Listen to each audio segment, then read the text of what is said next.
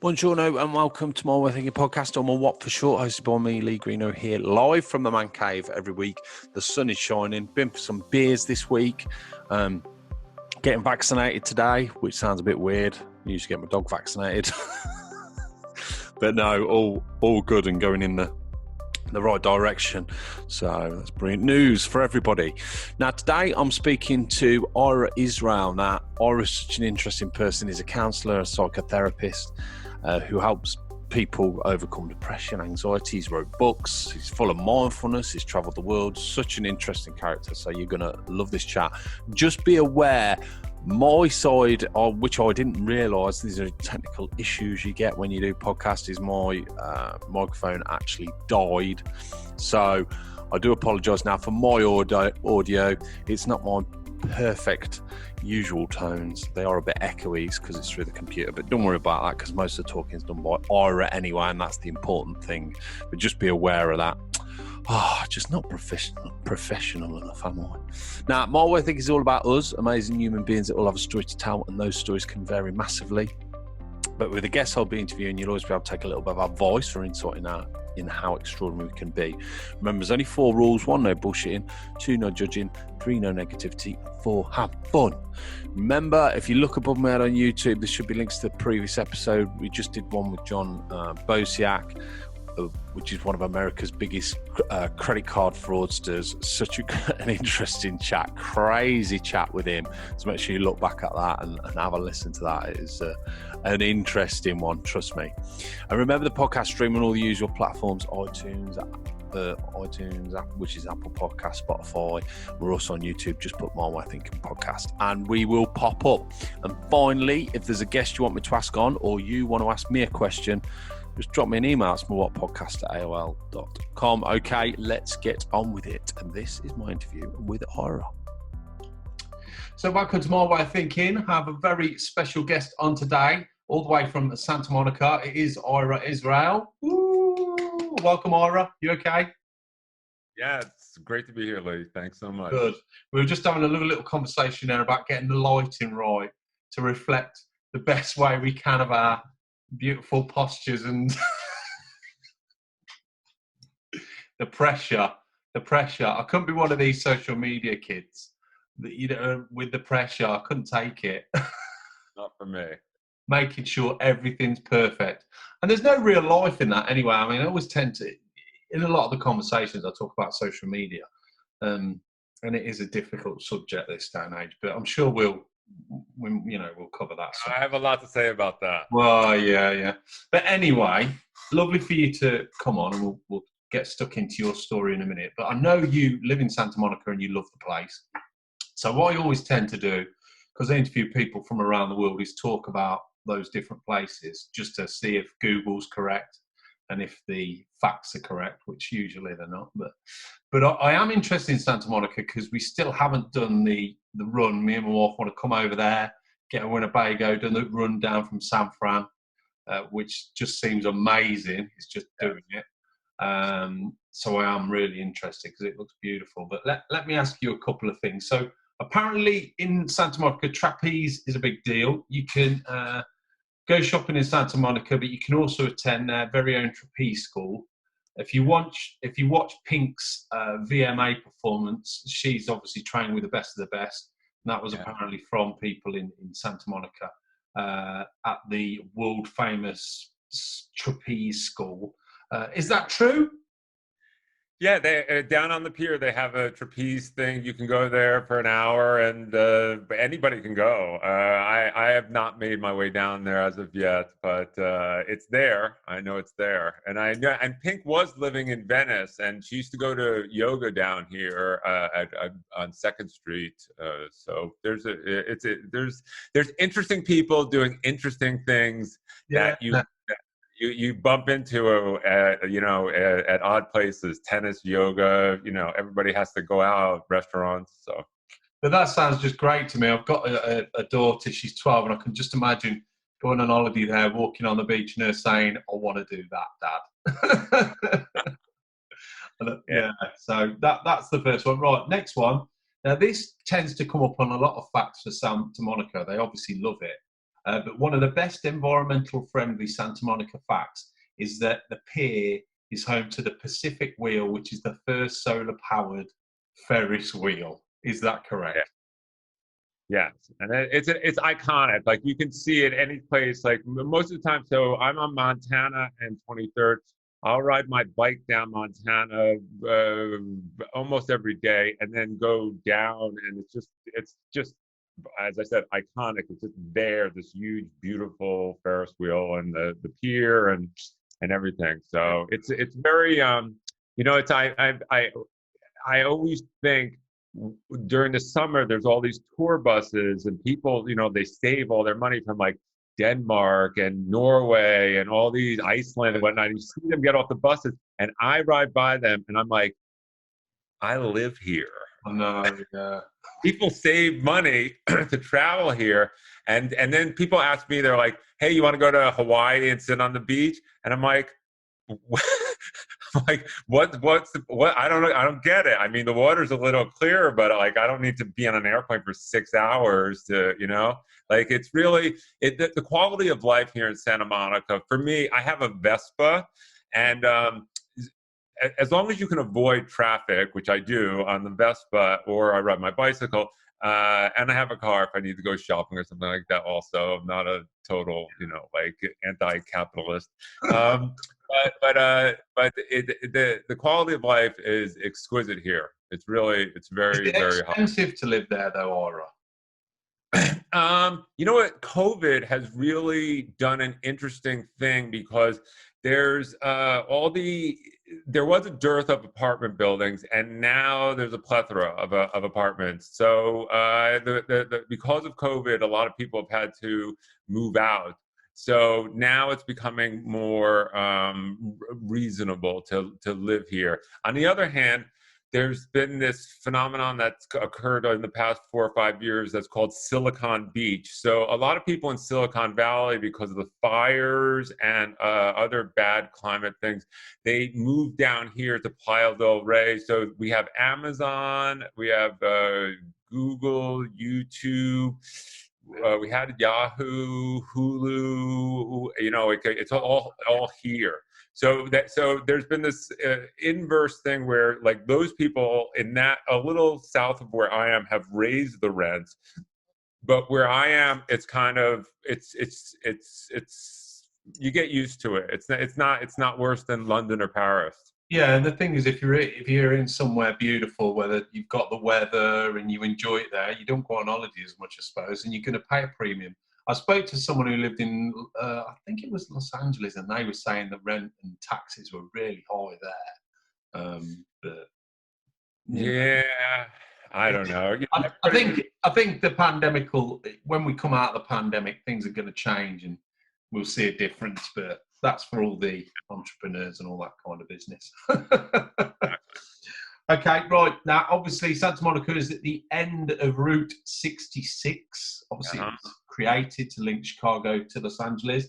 Have you rode up and down that? I have. The Vespa. Have you been on the Vespa along that route? Not on the Vespa. No. We went through 66. I had a friend fly in from Paris, and we went across. I remember all like the stores that sell like Elvis paraphernalia and weird things from the 50s, soda shops, and we went all the way through Albuquerque, Santa Fe. Like we went quite far. It is beautiful. There's a lot of really pristine areas still here. As you were mentioning, Route 1 coming down the coast is really lovely. I'm going up to teach at Esalen on Sunday, so I'm driving up and around Santa Cruz, and yeah, it's really visually stunning. Yeah. See, I've got a motorbike, and I would just love to go on a motorbike along that route. I bet it would just be amazing.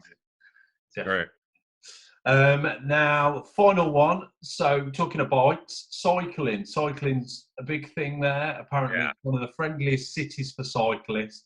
Their trails, the weather's beautiful, but you've got the big biking lanes, which is everyone is friendly. You see it on the films and things like that. Is it that friendly? You know, it's really interesting. I visited a buddy in Amsterdam a lot, and like that to me, you know, even in the rain, and people were very considerate, and it was more friendly. But the government here has instituted bike lanes, and the drivers are considerate, and it is becoming more and more like a very safe biking town. I love it. I'm out like every day. So Yeah, that's good. I mean, over here, they're trying to push it. Of course, it's better for everyone's fitness and it's better for pollution.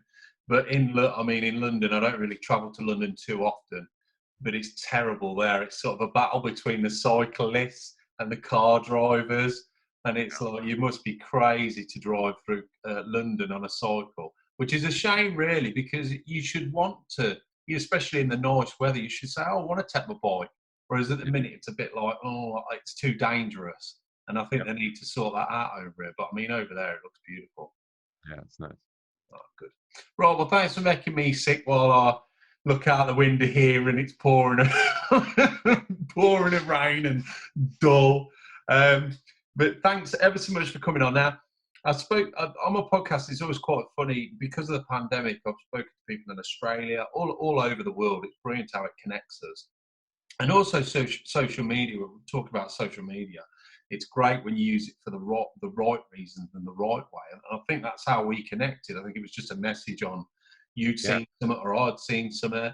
And if I see interesting people, I just say, right, I'll message them. Do you want to be interviewed? And I started looking up and then, because I'm a terrible researcher, really what I should be doing, this is probably why I'll never be Joe Rogan, is I should research, but I don't. I just see someone, I think, oh, I like them.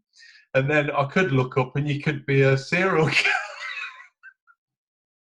But luckily you're not. You know, I'm pretty good judge of character. You've got some brilliant, I mean, your website and what you've been up to is just phenomenal, really. Give us a little bit of background of where you started from and how you ended up in Santa Monica to where you are. I was born in the Bronx in New York City, Oh, okay. 1966. My parents escaped to Connecticut, so I grew up in the suburbs for 18 years. And at that point in time, there was a car accident. I don't know how much you know. And then I went to university, but essentially because of I had my face blown off my head and my leg shattered, and supposedly they didn't really know if I was going to live or not. You know, so How I old just were you then? I was 18, and so I went on this journey searching for the meaning of life. You know, whether it was in school or I would go to an ashram in India, or I would end up in somebody's class or things like that. So there was about 8 or 9 years. I actually lived in Paris for 3 of them, where I was studying philosophy and film, and then I was in Thailand and I got hurt, and a woman healed me with her hands. I don't know how. And then at that moment in time, I was just thinking that all of Western philosophy could be like misguided in some way. So I started studying Buddhism, Hinduism, Kabbalah. And so there was like 8 years where I studied spirituality. I have a master's degree first in philosophy, then in religious studies, studying Buddhism, Hinduism, and Kabbalah. And then I got into a dysfunctional relationship, and that got me studying psychology. And then, you know, like my joke is that if you looked in my life at any point during those 25 years, you'd be like, yeah, poor soul. Like, he's just lost, walking around Paris. He's just lost, you know, going to museums on weekdays, you know, like that. So, and then all of a sudden I was, teaching yoga at Rodney Yee's yoga studio in Oakland, and a woman came in and literally, like, all of the aspects of my life, including film school and everything, kind of just converged, and everything made sense. And a spark just came, and it said, you have to make DVDs. So I made yoga for depression and anxiety. I made mindfulness for depression, mindfulness for anxiety, beginner's guide to happiness. The first one became a bestseller. in 6 months, and then that got me starting to teach just all over. So basically for 25 years I was wildly indulgent. If I wanted to study something, I would just go study it. I studied parapsychology at Duke University. I studied Reiki healing in London. I would just go places because I was just endlessly, insatiably curious about like how people were finding a meaning to life. And now for the past 11 years, I've just been trying to give back and share the tools that I learned to keep people at basically the high end of their happiness spectrum. Wow.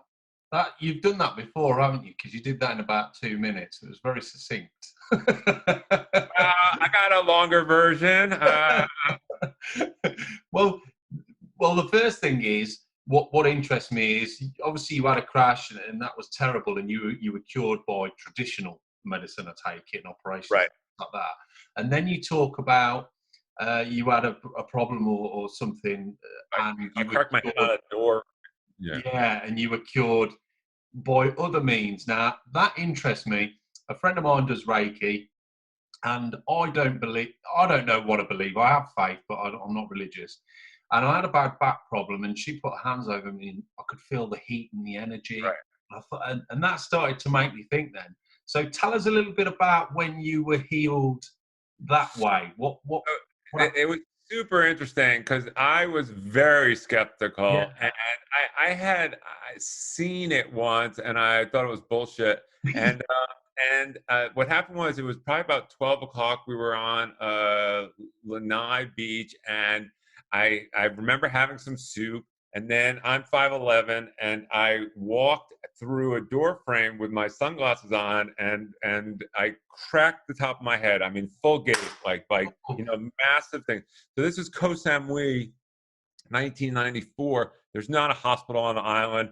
I think they just got their first fax machine. The roads were dirt roads at the time, So we went to this place called the Spa, and I hope the woman is listening. Her name was Shelley King, and I was kind of like drifting off, and she's like, what's going on, And I said, I excuse me if I'm not my normally chipper self, but I cracked my head on the door, and she said, well, let me heal you. And I was like, no, I don't believe in witchcraft, And my friend Linda, who I was with, was like, go ahead, I want to see her heal you. And there was a bench there, and she put me down on the bench, and she started to I didn't say a word. She just started to move her hands around, and she's like, okay, I found it.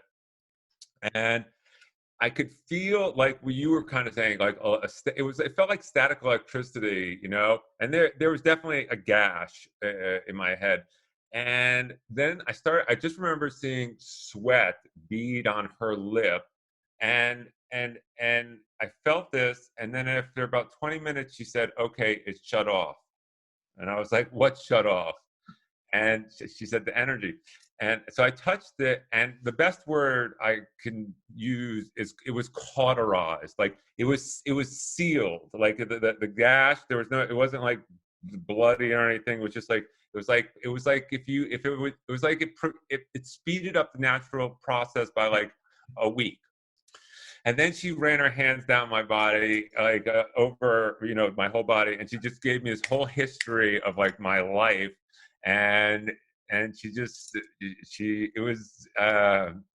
was very interesting and very accurate to have a reading instantaneously, unsolicited. And then she convinced me to spend 10 days fasting and learning about Buddhism and Hinduism. And another interesting thing is that I had been, a woman pulled tarot cards at a party. All right. Earlier in Paris in like 93, and she's like, oh, look, you're going to go on a trip far, far away, and it's going to change your life forever. And I swooped up the cards, and I said, these cards are shit. I'm not going anyplace. and like, this is bunk. And I went on this trip, and I knew nothing about Buddhism or Hinduism or yoga or anything before 1994. And then I spent these 10 days studying with this Australian woman, Shelley King, in Koh Samui, Thailand. And so since then, then I went on and I went to Duke to study parapsychology, because I just thought, like, what is all this? What is our paradigm? Like, when we say, like, like for me, as in my book, there's a chapter about science, about the myth of romantic love, about capitalism. I'm really interested in why we believe the things that we believe. Thomas Kuhn wrote in the late 60s that the paradigm shifts. He was speaking about science every 25 years, but now it's like a week. Yeah. Like everybody in Los Angeles right now is listening to, hold on, I don't even know what it's called. There's this new app. It's called Clubhouse. Yes, right? yes. And I don't even understand how they're going to make money. But before that, like last year, it was TikTok, and things are so happening so quickly here. Yeah. And I even was talking to a doctor yesterday who said that he was thinking that herd immunity might happen here within, like, by midsummer, which is very different from the thoughts that other people were having. So again, the world's changing at light speed. Yeah, so we have to be able to show up in a certain way, because if we're rigid, if we're stuck in our ways, then it's a problem. Yeah, I think the thing is, and you talk about Clubhouse, which is a good example. I've been on there and I've dropped in a few rooms and listened, and I was talking on another podcast about this. Some of it is very good if you've got a good moderator and he knows what he's saying and he's controlling it. But then I've been in a few rooms where they brought someone in, they brought this guy in, and he's just obviously stoned out his face. And they're like, "Hi, what do you want to ask?" He's like, "Oh, I can't remember." I was like, this room's lost any validation. And I think the thing is with Clubhouse and all these other things, one is it can be a great thing. There's potential there, but we've got to be careful that we don't do it that fast that we lose the reasoning behind it. People see Facebook and Amazon and they think, oh, we want to be the next billionaire. We want to be the next big thing. But these people went through a lot of hard work, and it was not just overnight. They were thinking exactly how they were going to run it, how the platform, So I think that's a big thing in this day and age. The world's moving that fast, and everyone wants the next big thing, and you've got to do it the right way. But yeah, Clubhouse is, yeah. For me, the things I've teach and the things I've studied, 93% of all communications are nonverbal.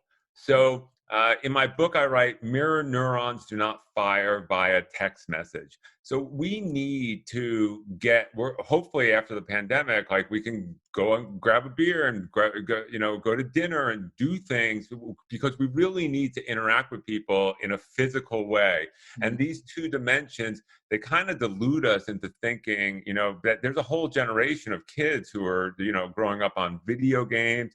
And it's funny because you talk to them. Firstly, they use the word conversation, which I think is, this has been happening for 10 years. Yeah, I had a conversation with my boyfriend, and then you realize they were texting. That's not a conversation. And then I have this other client who's like 19, and he's like, yeah, I hang out with my friends all the time. We play Call of Duty. Like, one's in Korea, the other one's in whatever. He's never actually met any of these people. But they're friends because they played this game together online. So I don't know, the other line from the book is one hug equals 1 million Facebook likes. One hug equals 1 million. Like, we need hugs. We need to cuddle. We need to walk hand in hand. We need to throw a Frisbee on the beach, grab a coffee. We that doesn't happen on the internet. I think that's one thing. It's funny how things happen, that the pandemics happened. And you almost think, was this designed? Because it's almost, we've got to a place where we were losing that. And now, as things free up, we're all going to be hugging. Even the huggers are not going to be hugging, because you appreciate it so much. I mean, here, the vaccine rollout, I don't know if you're aware, has been phenomenal. Yeah. Millions and millions, and hopefully by the summer, everything is back to normal. Fingers crossed. But yeah, just taking people. There's an old boy, one of my best friends. I took him. He was quite emotional. He's not an emotional person, but I was quite emotional, and he'd never hug, but you still hug. And it's that interaction. And then hopefully, I think people will appreciate, the people that didn't really hug before now will actually be a lot more open to having that interaction. I really do hope. Because there is something in it. I mean, you said about the film making thing, and I write scripts, and some people send scripts for me to read for them. And the amount of people that just put a heavy dialogue, and you don't need that dialogue. All you need is that look and that interaction with people. It's not all about stating everything. Let's sit back, have a bit of time. Right? Yeah. Anyway, so it sounds to me that obviously when you had this life-changing injury and you nearly lost your life, you've then gone searching for certain answers. And to do that, you've gone and done all these things, which have amassed to an amazing experience. What do you think the biggest thing is as you've gone along in that journey? What's made the biggest, experience for you where you've just gone, wow, that's... Or has there been many, has there been many? You know what it is, honestly, it's there have been instances, and I wrote them down, that are inexplicable. And I'm trying to think of the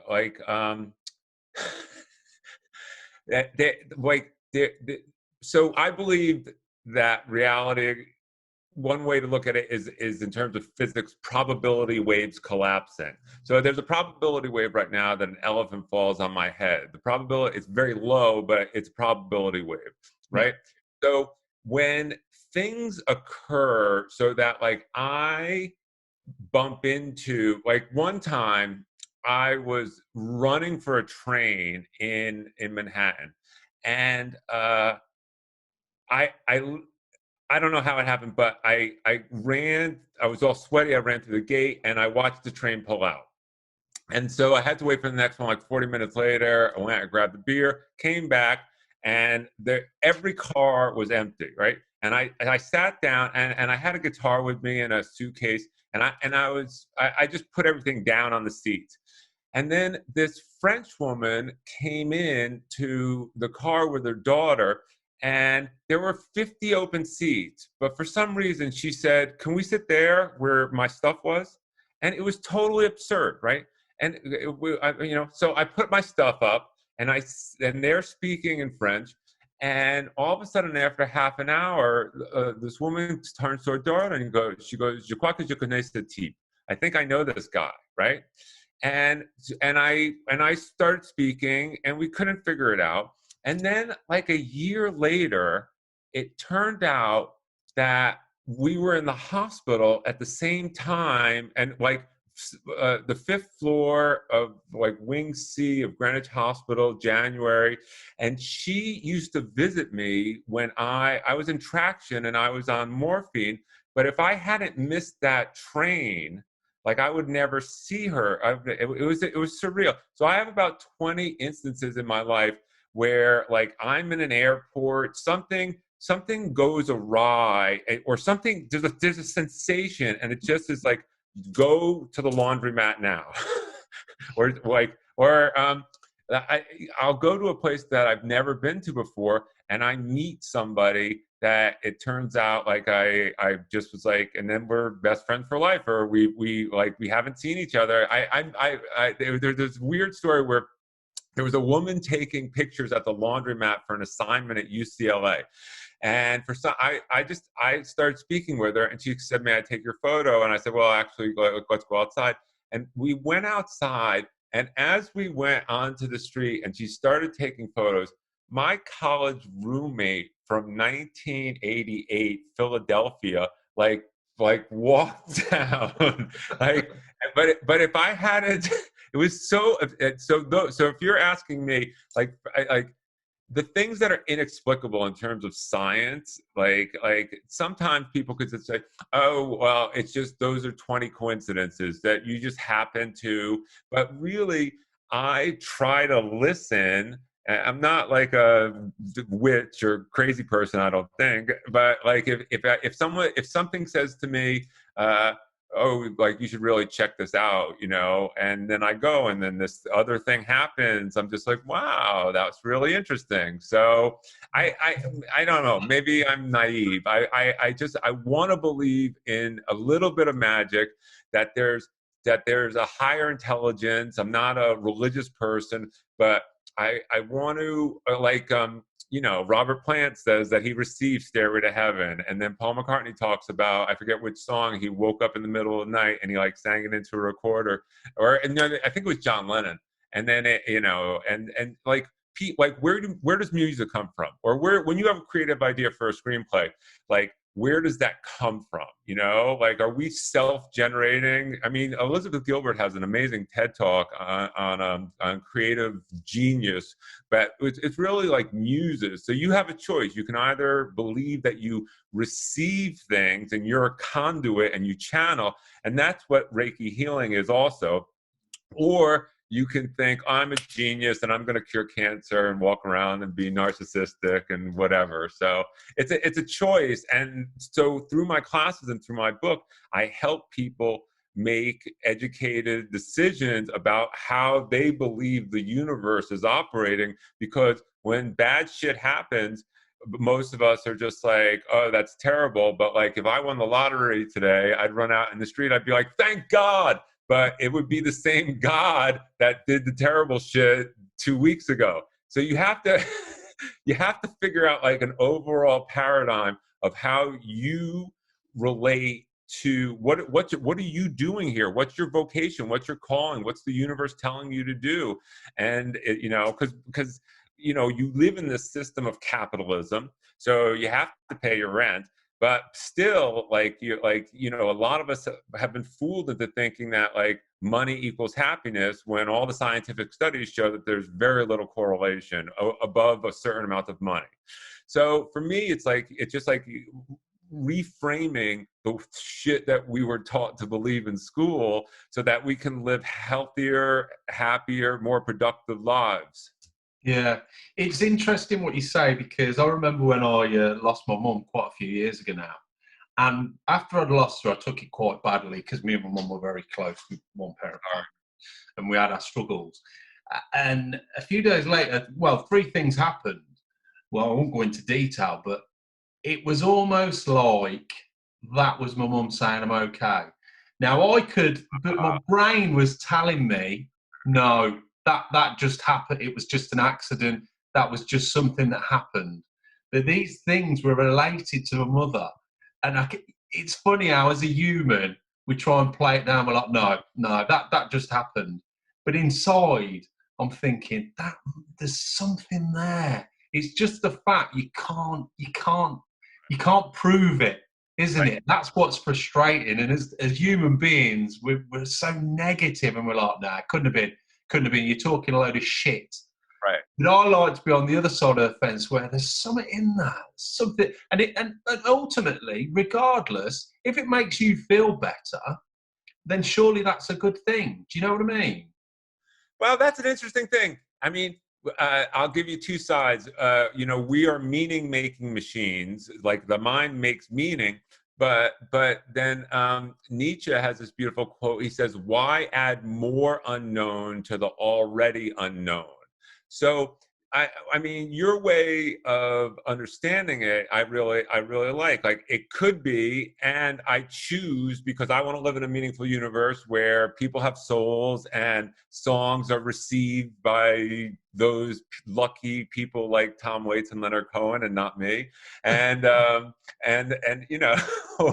you just create a world where you have meaning, and you're not just walking around like, oh, it's all meaningless and we're just going to turn into dust and be eaten by worms and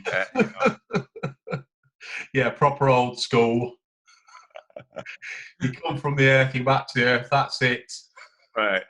But I think some of that comes from generations of just having to struggle day to day, you know, through wars and things like that, isn't it? I honestly, in my understanding, I feel like Western civilization threw the baby out with the bathwater during the Enlightenment, meaning that science basically said 200 years ago, if you can't weigh it, it doesn't exist. If you can't measure it in some ways. And so it's interesting because we're coming back around from living in that random, meaningless universe. And a lot of people are trying to use quantum physics to try to explain certain phenomena, why things happen. And I just mentioned, you know, probability waves. And the honest to God truth is, I think human beings are supremely arrogant to think that we can actually know things. And I think that it's better and healthier to realize that you're creating a narrative and that it's dynamic. And I feel like there's a lot of freedom in that. And similarly, I treat people for depression and anxiety. And I say, you know, depression relates to thoughts about the past. Anxiety relates to thoughts about the future. The past is dead and gone. The future doesn't yet exist. So how can depression and anxiety exist? And that messes with people's brain. They're like, oh, my mother was bipolar, my aunt's bipolar. And I think it's a very empowering position because if you can choose better thoughts, right? Yeah.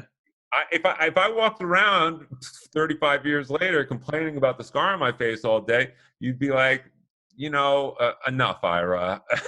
Yeah. That's right, yeah. But I think, it's like you say, I think some of it comes from generation to generation. So the great-grandfathers and granddads, you know, they were at war and that's what they did, so they told their children, and it's making that change. And I do think that is shifting because of how fast the world is growing. Unfortunately, it's doing it the right way, isn't it? And trying to teach people and educate people, which is what you're doing ultimately. And also, there's a book from 15 years ago, 13 years ago, called Blessed Unrest by Paul Hawken. And he talks about like the earth having a natural immune system, and that we are going to see more tsunamis and pandemics and things like that, because the earth is actually there's, you know, what we've done in terms of the rainforest and the plastic and the oceans and the ozone layer. I mean, it was 7 degrees in Austin, Texas last week. You know, that's I lived there, and then there was one summer where even at night it never got below 90. I mean, Austin's a hot place. For it to drop down to 7 degrees, you know, and there's all these phenomena going on in the world that are man-made, and yet like we're like, no, fossil fuels are ours. We have cars and we need the metal and the plastic, and everybody has an iPhone and it has those 3 chips in it where you got to like dangle little kids over like mines in the mud to like get that metal out. And you and I think like, oh yeah, that's normal. Yeah, you're right. I mean, we do question it a lot more now. And the other thing is, it's such an important thing, the planet.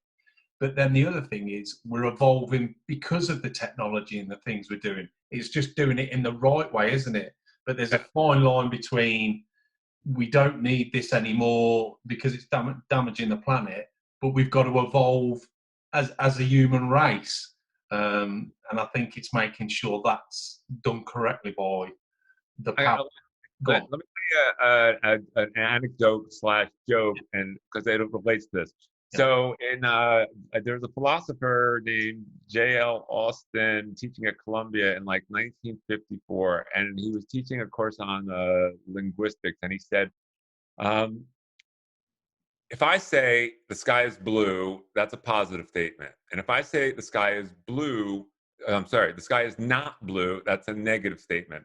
And if I say I cannot resist the chocolate, those are 2 negatives that make a positive. But in no instance in any language do 2 positives make a negative. And a guy in the back of the room said, yeah. And when I tell that joke where I teach, I say, when you can explain the nuances of that joke to robots, they'll kill us all. Because they'll realize how stupid we are. Because that's it. Yeah. Yeah, you're right. I wrote an article called "The Greatest Psychologist in the World is DERREN Brown." So for me, magic, jokes, and dreams are the way into the subconscious to find out like why we think the shit that we think. And when you start to understand the nuances of jokes and how we have these setups and your mind creates expectations, it's the same for the rest of life. But what happens in the rest of your life is those expectations just become prejudices. Yeah, but but remember, there'll be people that are listening to that joke going, I don't get it. Remember that. And they're the ones you've got to worry about. They're the ones you need to take to one side and say, right, I need to explain this. But DERREN Brown, I mean, I love DERREN Brown. You watch all his shows. He's a fascinating character, isn't he? It's it's very interesting. I was so privileged to sit first row in New York. And I have gone through everything on YouTube and Netflix, Which one was it? Pardon me? Which show was it? It was in November of. It was called The Secret. Oh right, I think I've seen that. Is that his latest one? That was his latest one, and I mean, it's genius. It's so brilliant, and it's all about what I was just talking about, like these setups. And there were some things that I have a lot of books on magic, and I've asked a lot of magicians. Most of them are telling me to fuck off, really. But how's he do it? So, but I'm so fascinated in when the magic occurred. Most of the time, see, the thing with DERREN Brown is that his real genius is acting, and because the magic's already done, he already knows this information, and he's pretending not to. So, but when I watched him on like Russell Brand podcast, and he's very pensive, demure. I've read all of his books, and he's a lovely human being who is also this tremendous performer and a genius in terms of consciousness. Yeah. So it's just like I if you wanted to sit here for the next 8 hours and talk about all of his tricks and how I think they might have been done and how other people think they are done, I could do that because it's so fascinating. I think you could learn more about that than by flying to fucking Mars. What I love about DERREN Brown is, because I'm a big fan and I've always loved magic, is you'll know how he does some of the tricks, but he knows you know. So he's almost playing with your psychology, and he's a very clever man that he knows exactly where to make you look, what to make you think. He's very in tuned, and that's everything. That's the whole package. So it's the trick, it's his acting, but it's his ability to know what you're thinking. And some of these TV shows, let's be honest, some of these specials, we'll watch with it, as an actor, but there's parts of it that actually he has done this. So, psychologically, I remember one where he's asking someone about a favourite song, and as the person throughout the day, they played it on the bus and, outside a restaurant. Very clever stuff, isn't it? Yeah, again, the big question is, when did the trick, the sleight of hand, sleight of mind, whichever you wish to call it, when did it take place? That's and most of the time it's way before you or I think it did, and that's the interesting thing. But there was one trick that he did. I mean, where there was a. I love it. He throws the frisbees out, and then he gets people to say random kind of things, and then he puts them together in a certain order. And then there's this other guy on stage who has thought of a word, And then the guy wrote the word down, and then he uses these things to create a number, and he says, okay, look on page 532 and like line 319, open your little thing. And the guy wrote down some word like anti-disestablishment capital, some bizarre thing. And that's the word right there. He's like, look, like, and you know, it's so beautiful. It's so poetic. It's really... Yeah, you remind me, the way you see magic, it reminds me of myself. And sometimes I think I wish I'd just let it go over me. You watch things like Americans Got Talent or Britain's Got Talent, where someone does a magic trick and they're what, you know, Simon Cowell goes, wow, he's standing up and he's clapping. And I'm sitting there going, fuck off. He's just used a stooge. And, you know, I wish sometimes I could just sit back and see it through other people's eyes. But I suppose that's just the type of person, probably because I'm a creative. Well, you know, honestly, I would say 75% of what Derren Brown does, I'm wrong about. Like I create that. I create like, this is how I think it's done. And I think that if we actually sat down, like on my deathbed before, so I couldn't tell anybody how the tricks were done, like that I would be like, no, like, because they're just so smart. But again, for me, it's all about consciousness. And as I said, we're meaning-making machines. So I want to create this like, I have an understanding. But here's what there's a book that came out of London, and there was a lecture on Zoom, and it's about astonishment, but it's about Wittgenstein and Lacan.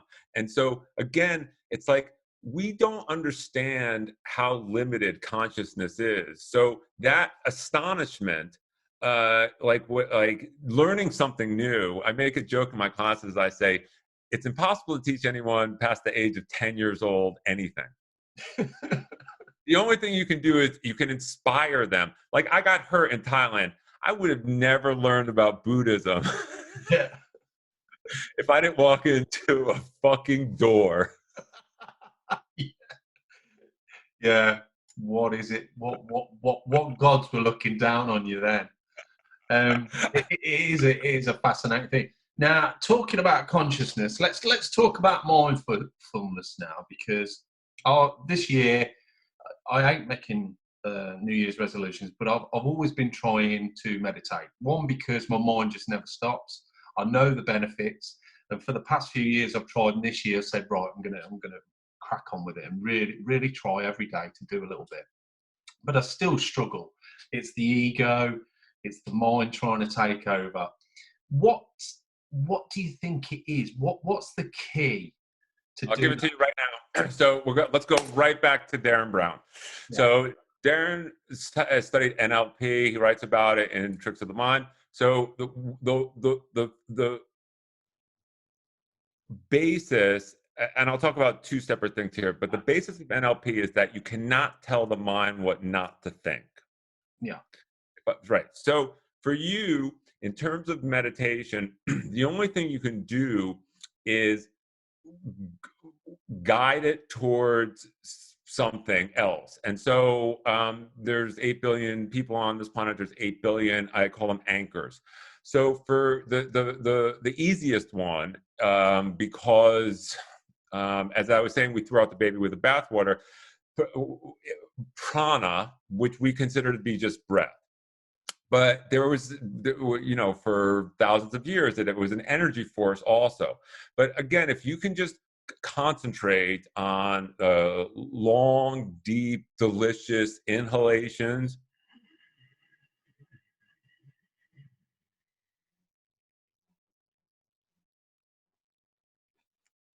and then the same thing on the exhalation, and think of it, you know, that's the Ujjayi breath from yoga, but it's really just the ability to trick the mind into releasing the thinking apparatus. So we're addicted to our thoughts. You know, we're addicted to our personality. We have these hamster wheels in our head This is what I have to do. I have to be on time, and I have to wash my hair, and I have to write this thing and do this thing and blah, blah, blah. And if you can't unplug from that matrix, you're going to end up cracking up, because it's interminable. And it's actually insufferable, because, there's this beautiful quote by Dan Harris. He says, meditation is like being kidnapped by the most boring person on earth.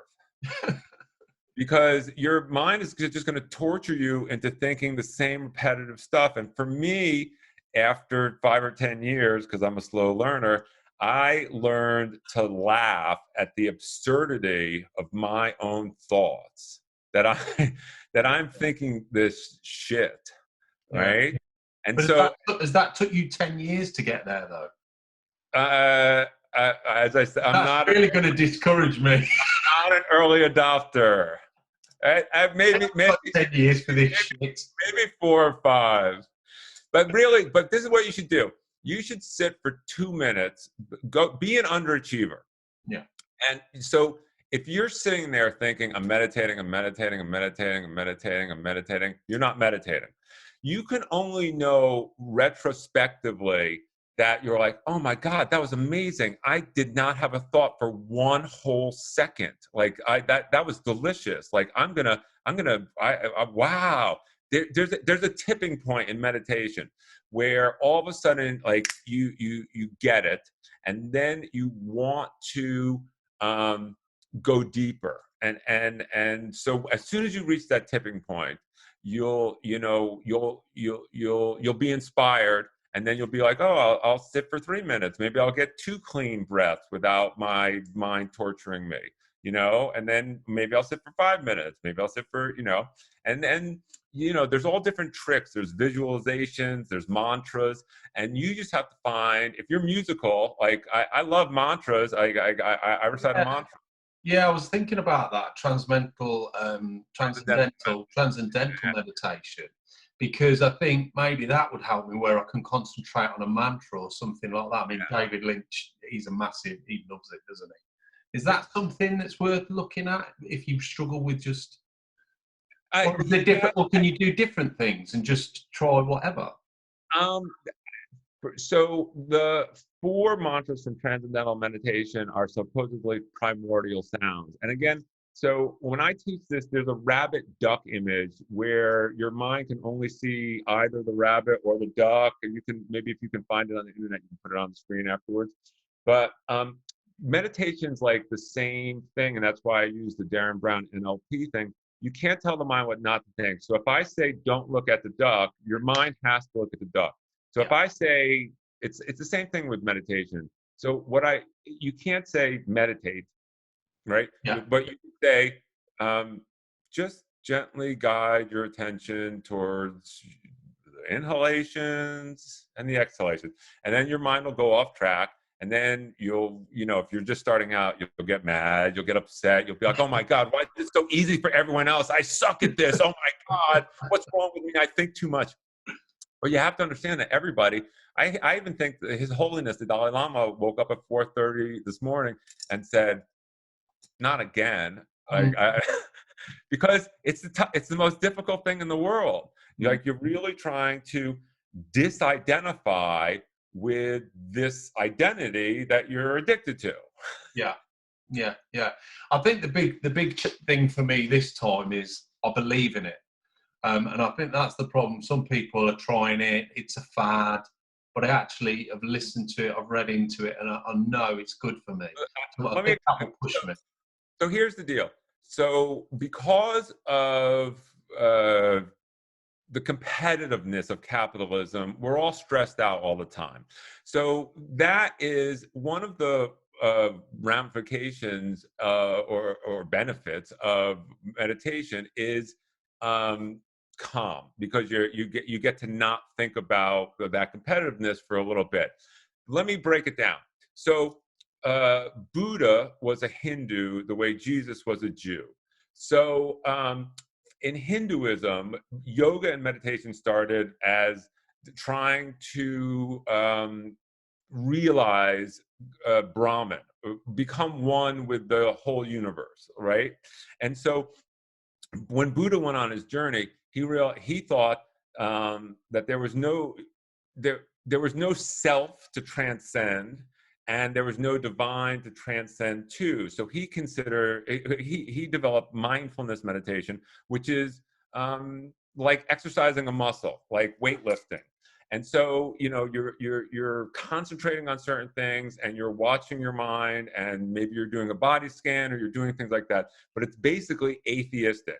So I think the best decision for you to make is, do you want to try to transcend yourself to realize your inner divinity, which is a Hindu tradition, or are you like, no, that's bullshit.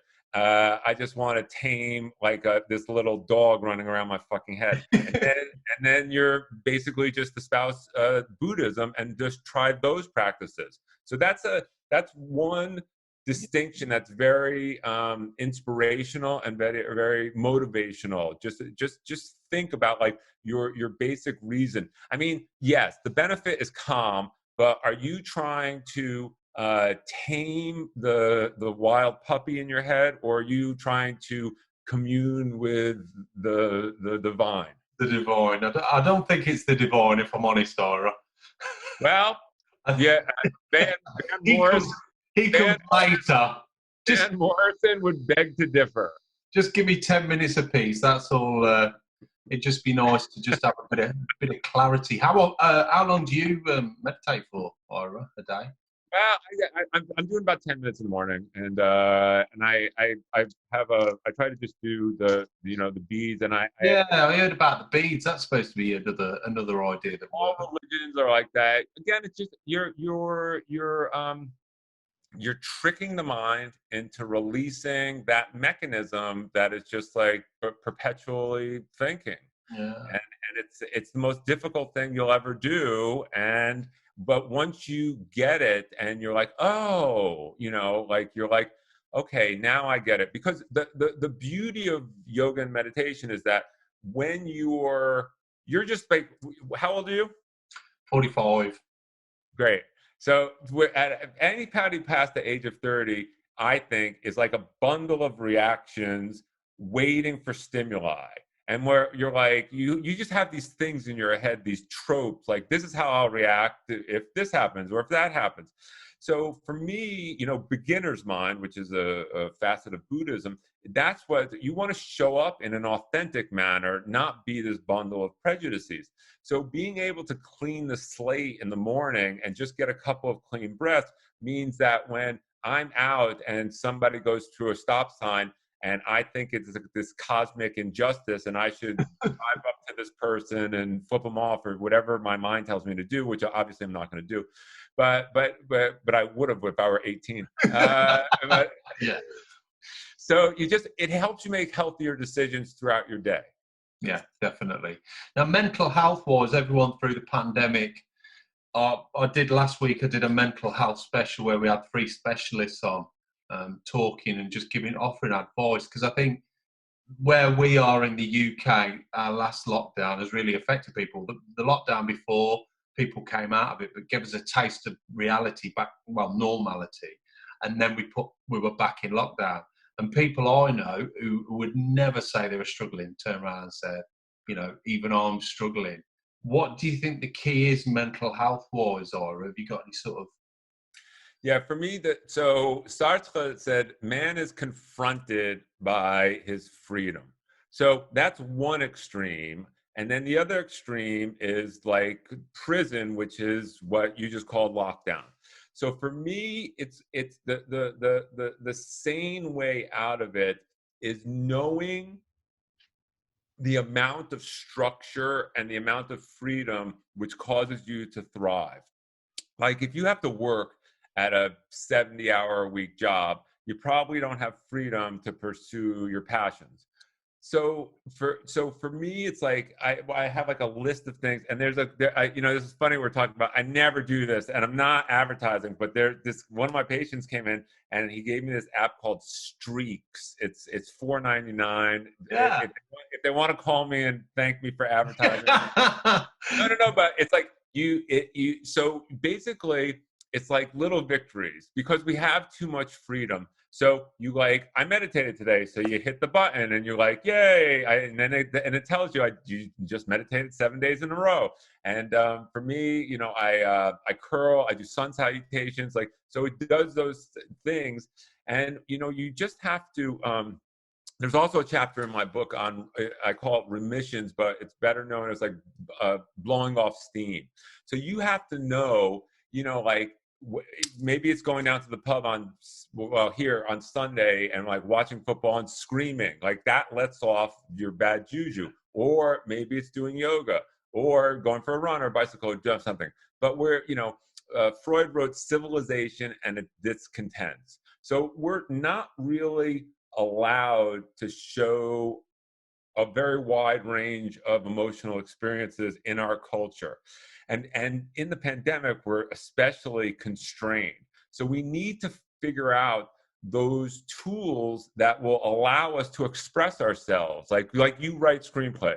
So like you probably have like this wild roller coaster emotional like relationship where you're like, this is amazing, I got this great idea, this is better than The Sting, this is better than Butch and Sundance, I'm gonna win an Academy Award. And then 2 days later you're like, this is shit, right? And you go how dare you? Right. No, but that's what all writers do that. So but you have to understand the process, and then you have to be able to have tools to mitigate your emotional experience and you know, be able to express these things in a healthy manner. So, you know, you're not passive aggressive with your wife, or your kids, or, you know, or the clerk at the store. You can show up in real life and be like, okay, I just wrote this screenplay. Or for me, I have all these like ideas for books and movies and all these things here. And if I make one thing a year, I'm like, good year, right? You know, Yeah. I mean, Kafka in his diaries wrote, one day he wrote, today was a good day. I wrote one sentence. And you and I are like these media making, we're like sitting there like, how can I do another podcast? How can I do this? Who can I call? Like, where's Oprah? Where is she in town? How can I get her on the phone? Well, I asked her, but she rejected my call, unfortunately. But I think you're right. We beat ourselves up. We do beat ourselves up a lot, and especially with the pandemic, it's made us think a lot about ourselves and our journeys. But then the other side of it is we need to be challenged. We need to do things that challenge us. The easiest thing is to sit on the settee and not bother, but that's not good for our mental health. And it's like I always say, I'll do a bit of running, nothing major, but I don't really enjoy it. But when I finish the run, I feel great. So it's all about, you know, pushing through that boundary, because you will feel better afterwards. And you'll be thrilled to know that for me, when I run, I listen to Thin Lizzy, UFO, Iron Maiden. Like, I have like this like soundtrack in my head of British metal from when I was like 14, 15 years old. My first concert I went to was Maiden and Judas Priest. Yeah, wow. When they did proper concert. With Rob Halford. I saw Paul Di'Anno in Iron Maiden, and I saw Bruce Dickinson years later, and I got to talk to Bruce Dickinson too, because yeah. So it's like, for me, when I run, it is this like testosterone, like 15-year-old, like I gotta get out there. Yeah, it's beautiful. It is a beautiful thing when you hear music and it just hits the right spot. I mean, I never went to see Iron Maiden concert, but I know some people that did back in the day, and they said it was just for nothing. It put concerts today to shame. Yeah. Yeah, I saw them several times, and it was really beautiful. But I mean, I honestly think like 78, 79, right before then, the Scorpions. I saw Bon Jovi open for the Scorpions, because the Scorpions were bigger. Yeah, well, over here, I used to be a big Bon Jovi fan. I've seen him at Wembley. The craziest concert, I've seen Billy Idol, and he was just an absolute nutter. Yeah. But they were proper shows. You'll watch some concerts now and you think you're paying a lot of money and they're just there. This is fascinating, but this is what we were talking about before. So So in my book, I write about this fight between Aristotle and Plato. Is art mimetic or cathartic? So do we go to an Iron Maiden concert and go into the mosh pit and blow off steam, or does it cause us to go out and want to get into fights? And for me, that's exactly what I'm talking about. Like, we need to do that screaming, primal, rocking, whatever whatever we did kept us out of jail, like when we were 14 and 15 and 16 years old, going to see Maiden and Judas Priest and all these, I mean, it comes down to the person. If you go to that and you're an angry person, but you go to it because you enjoy it, you're a happy person anyway, you enjoy the music, you take the enjoyment. I suppose there's just the odd person that's just not looking into that, but it's all about doing it in the right way, I suppose. Anyway, I always ask people for a bit of advice, Ira. So that can be for advice, what you would give people who maybe are struggling a bit at the minute, or want to get into mindfulness and all the amazing things you've done. What sort of advice could you give, or the best bit of advice you've been given? You asked me this question, like one incident that kind of changed my life, and I couldn't give an answer, but now I just thought of something. So I was teaching in Boston, and there was an addiction specialist, and he came up to me during the break, and he said that he was an older gentleman, and he said that he had received a phone call from a guy who said, "Can I take you to lunch? You saved my life 30 years ago." And the guy said yes. And so he goes to lunch with this like stranger, and the guy tells him all about his life for the past 30 years. And at the end of the meal, the addictions counselor says, I'm so sorry, but I have to admit, like, I don't ever remember meeting you. How did I save your life? And he said, well, I walked in to my first meeting, and you put your hand on my shoulder and said, "You're going to be okay." So for me, like, treating every interaction with a human being as if you're potentially saving their life, or they're potentially saving your life. I mean, we don't know for sure. There's no theory of how the universe is really operating. We're all just making it up as we go along. And so I want to live in a meaningful universe. So I believe that these interactions like this are precious, and that, like, I have to be here, and I have to show up, and I have to teach, because I've been privileged to travel around and study these things that I've studied for so long. Terribly indulgent that I got to do this stuff. Like, it's horrible, really, for 25 years. Yeah. To think of all the things like that I. So it's just figuring out how the universe is telling you that you can make a difference.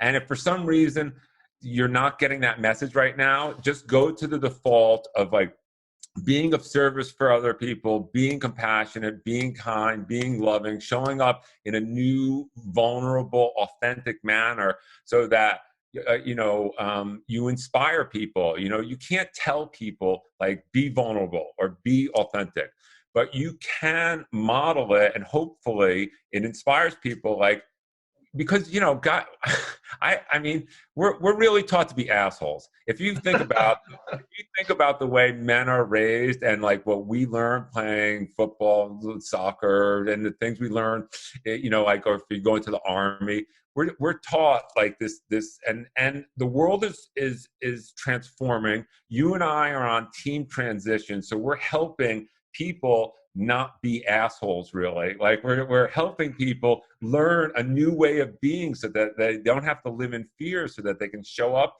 in a new way and transform the world into a better place, or else we'll just end up blowing the whole fucking thing up. I love that voice. I spoke to a comedian in Australia, and he said, "Be consciously kind." And I thought that was good. Be consciously kind, because we can all say be kind, but consciously kind. And like you say, the little interactions, because we don't know what that other person's feeling, especially at the minute. I know The way things are, and people Don't always tell you, they won't always show you. So just a bit of respect and just be consciously kind. And I love that little anecdote. Just a pat on the back, it just makes such a difference, doesn't it? Yeah, totally. Okay, and now I always ask my guests before we finish of a favourite. It can be a book, a film, anything like that, just accessible to all. You can have a couple if you want, because I know you've got loads. You said you have loads. But it's a weird thing. I don't know who watches or listens to your podcast, but for some reason, there are these movies about why men are the way they are that transform me. The first one, and this will make you laugh. Like the movie that really like transformed my understanding of filmmaking was With Nell and I. Oh, so, yes. And there's so many like undertones and interesting things that occurred in that movie, and the writing was so delicious. Like every line like made a difference. So that was one. And then after that, there's a movie it was written by Jules Pfeiffer, who's the cartoonist, but directed by Mike Nichols, called Carnal Knowledge, with Jack Nicholson and Art Garfunkel, and it traces their life from like when they're 18 until they're like 50, and their relationships with women. And I actually think my theory of this movie, of Carnal Knowledge, is that no one will agree with me. I don't care. Actually, they're one person, because all men have our egos, and we want our ego stroked, and then we have like this angel on this other shoulder, and we want love. And men are very conflicted, because it's hard to have a balance where you can do good things in the world, earn your living, and generate love, because as I said, we live in this system that's very competitive. There's a book called Kids These Days by Malcolm Harris, and he says that the primary goal of capital, meaning the people with money, is to exploit. He doesn't use that word. I'm adding that, is to pay labor as less as possible. That's like their goal. So we have to transform the world into like a win-win situation. So when I watch movies, and the last one I'll mention, which is about men, the last scene from Hell or High Water with Jeff Bridges and Chris, brilliant. It made me fall. I fell out of my chair in the movie theater, because because if you think about it, so Jeff Bridges has come to kill Chris Pine to avenge his partner's death, and Chris Pine knows this, but Chris Pine has done his job. He's given his sons this oil field so that he can break this chain of poverty. So, but it's like this sacrifice that you and I have been taught to make, to die for this absurd belief of like, this is what I'm a man and I have to do this and kill these people and blah, blah, blah. And it's just fucking insane. So, and and when Jeff Bridges and like Chris Pine says, well, I rent a little place downtown. Like, I'd like to be done with this. Like, maybe you can stop by and then the parentheses and do me a favor and kill me. And he says, yeah, maybe I'll give you some peace of mind. And then like Jeff Bridges is like, or maybe I'll give it to you. Like, and you're just looking at this men. They're like you and I right now, but they're saying, I can give you peace of mind. I'm just going to blow your brains out. And you're just thinking like, how does the world come to such a place where human beings think like this? That I'm speechless. That, yeah. I mean, you know the end of the film, right? Oh yeah, I've watched the film a few times. It's fantastic. It's phenomenal. I mean, the acting's phenomenal. But what I love about that ending is it almost says you don't have to do any action. Jeff Bridges doesn't have to do any action. He's just going to leave Chris Pine. Chris Pine's got to think that for the rest of his life, right? And that's his torment. But the other side of it is Jeff Bridges' Jeff Bridges' side. Chris Pine's given over. He's not fighting anymore. He's not going to try and fight him. So in another sense, Jeff Bridges is thinking, well, there's no point, because if I kill him, I want him to hurt. I want him to know that, and that revenge is going to make me feel better. But will it really? So there's so many things you could think. Yeah, it's fascinating. But we have a whole system of justice in America, the Code of Hammurabi, that's actually based on revenge. And those are the type of things that I look at, because you and I have these paradigms, these perspectives, these belief systems, and until we question them, and does this really make the world a better place? This revenge paradigm, like, am I going to feel better if this, if I make this person hurt? So again, I feel as if we're moving into a new compassionate world, and T.S. Eliot famous really wrote, does it end with a bang or a whimper? And at some point in time, I thought, like, there's some really smart people out there. Like, maybe we can slide into this place. And then, I see other things happening in the world, and there's going to be a bang. So I don't know, but you and I are here to help other people. We've got to try. And it's interesting what you say about forgiveness. I saw that somewhere on one of your sites, but I've spoke to a few people, and one guy was abused, and he really had trouble. He went into prison, things like that. And how he went forward, and I've heard this a few times, is he forgave the abuser. And it's so powerful. It's such a powerful thing for the person to forgive another person. And it's such a beautiful thing. It's so much better than holding that angst and wanting revenge.